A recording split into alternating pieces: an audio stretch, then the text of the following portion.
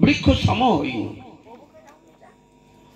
ফল রূপে পুত্র কন্যা ডাল ভাঙি পড়ে, কাল রূপে সংসারেতে পক্ষী ভাষা করে। আমরা কৃষ্ণ ভজন করবার জন্য জগতে নিয়ে এলেন ভগবান অনাদি আদি গোবিন্দ। আমরা সেই কৃষ্ণ ভজন না করে আমরা মায়ার ভজন করছি। সেই মায়ার ভজন করিতে করিতে করিতে করিতে তবুও কিন্তু আমরা কারোর কাছে আনন্দ পাচ্ছি না।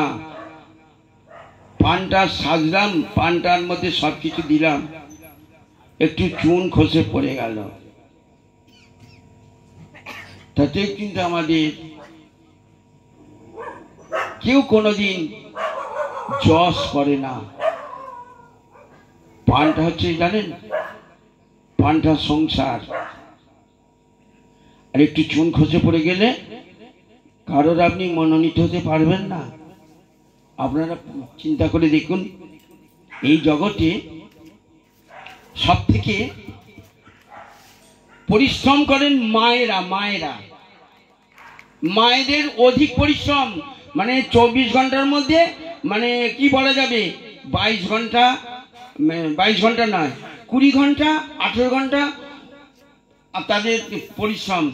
তা থেকে হয়তো 4 ঘন্টা 5 ঘন্টা বিশ্রাম পান, তাও তাদের চিন্তা থেকে আমাকে ভরে উঠতে হবে। তবু আপনারা চিন্তা করে দেখুন তো, কারণ মনোরঞ্জন হতে পেরেছেন? কারণ মনোরঞ্জন হতে পারেননি। তবু কিন্তু সেই মায়ার জালে, মায়ার কবলে পড়ে হাবুডুবু খাচ্ছেন, কাউকে ছাড়তেও পারছেন না। হরে কৃষ্ণ প্রভু, একদম মায়ারে করিয়া জয় ছাড়ানো না যায়, সাধু গুরু কৃপা বিনা নাহি কই উপায়। হ্যাঁ, এই মায়াকে জয় করতে গেলে আপনাকে উত্তম গুরুর প্রয়োজন। আপনার ছেলে মেয়েদের যেমন এই বর্তমান সিচুয়েশনের কথা বলছি, 3 বছর হচ্ছে না, আপনার ছেলে মেয়েকে ভালো বনেজ করার জন্য, বনিজি করার জন্য বড় বড় ইংলিশ মিডিয়ামে দিচ্ছেন। কেন? ছেলে মেয়েরা ভালো শিক্ষাগত বিদ্যা অর্জন করতে পারবে। যাটা স্কুলে দিচ্ছেন না, যাটা শিক্ষক মহাশয়ের কাছেও দিচ্ছেন না, বড় বড় জায়গায় দিচ্ছেন, যাতে তারা সেখানে ভালো স্টুডেন্ট হতে পারে, ভবিষ্যতে তাদের লাইফটা সুন্দর হয়। এই জন্য আপনারা তাদের দিচ্ছেন সেই ছেলে মেয়েদের। কিন্তু ওই শিক্ষার সঙ্গে দীক্ষা বা মন্ত্রের প্রয়োজন। ওই বীজ, এই বীজটা কানে প্রবেশ করিয়ে দিতে হবে। একমাত্র তা ছিল কাদের? ভক্ত প্রহ্লাদের আর ভক্ত ধ্রুব। কিছু কিছু জানা যায়। এরা কিন্তু 5 বছর বয়সে ভগবানকে লাভ করেছিলেন। নিরহংকারে, নির্গর্ভে এবং অনুনয় বিনয়ের সহিত ভগবানকে লাভ করেছিলেন। তারা যদি লাভ করতে পারেন, আমরা কেন পারবো না? সেই রকম পরিশ্রম করতে হবে। প্রতি বছর ছেলে মেয়েরা ভালো রেজাল্ট করছে, সুন্দর রেজাল্ট করছে। কেন? তার বাবা মা এবং যে ছেলে মেয়েদের জন্য রেখেছে, আপনার লেখাপড়ার জন্য যে বলুন না, হ্যাঁ, না না না না, হোস্টেল আছে আপনার, ওই টিউশনি মাস্টার। সেই টিউশনি মাস্টাররা বা দিদিমণিরা বা বাবা মা সবসময় ওই ছেলে মেয়ের পিছনে লেগেছে। দেখছে পড়াশোনা করছে কি না, তার পিছনে লেখাচ্ছে, তবে নাকি সেই ছেলে বছরের পর বছর, সেই মেয়ে বছরের পর বছর স্ট্যান্ড করবে। সেই রকম আমাদের হতে হবে। আমরা যদি গুরুদেবের মনোনীত হই, যে ভালো স্টুডেন্ট হয় তার দিকে শিক্ষক মহাশয় বা ম্যাডামের লক্ষ্য বেশি থাকে, আর সেই ছেলে বা মেয়ে আগের দিকে বসে।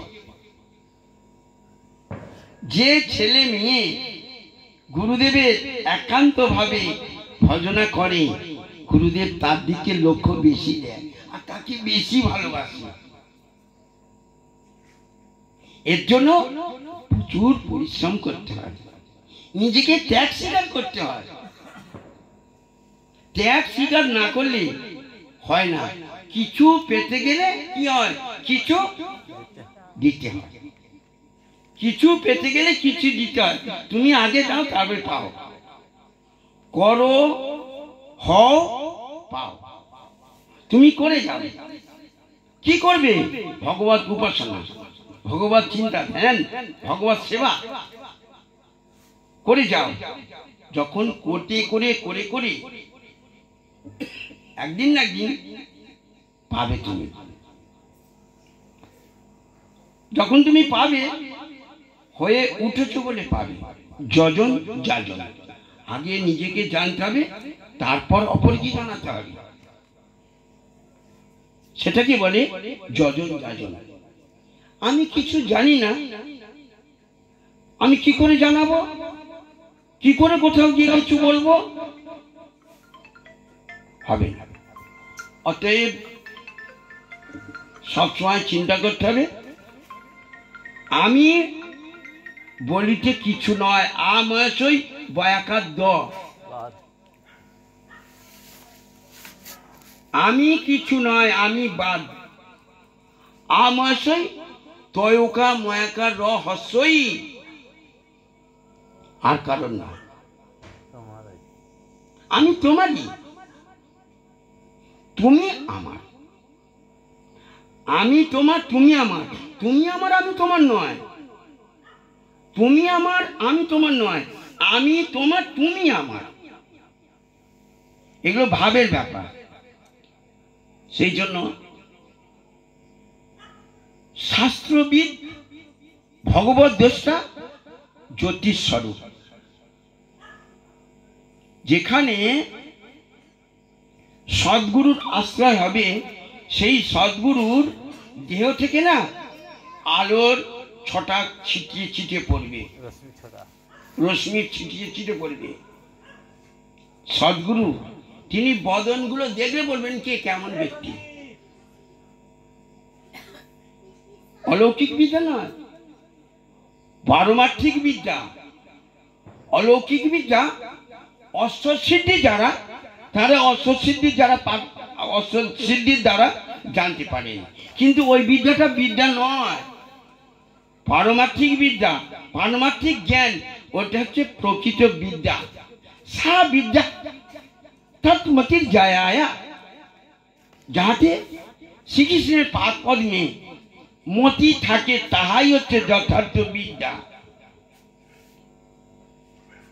তাহলে এখানে আমার বাবা মার টাকা পয়সা আছে, সে টাকা পয়সা স্কুলকে দিয়ে দিল, হেডমাস্টার মশাইকে দিয়ে দিল, আমার ছেলেটাকে বা আমার মেয়েটাকে পাস করে দেবেন।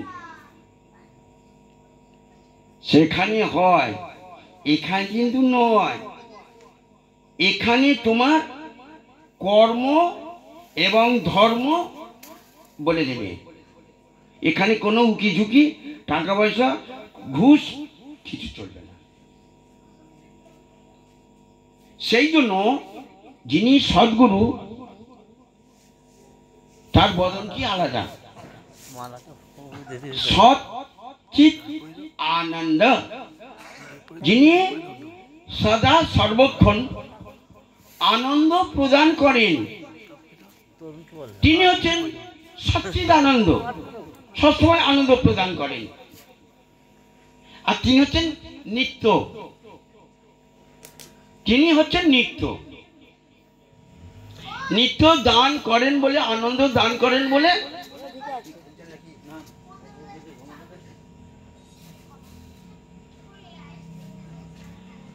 তিনি নিত্য দান করেন বলেন তিনি হচ্ছেন নিত্যানন্দ বা সচ্চিদানন্দ। তিনি হচ্ছেন সৎ, তিনি সত্য, নিত্য আছে। এই জন্য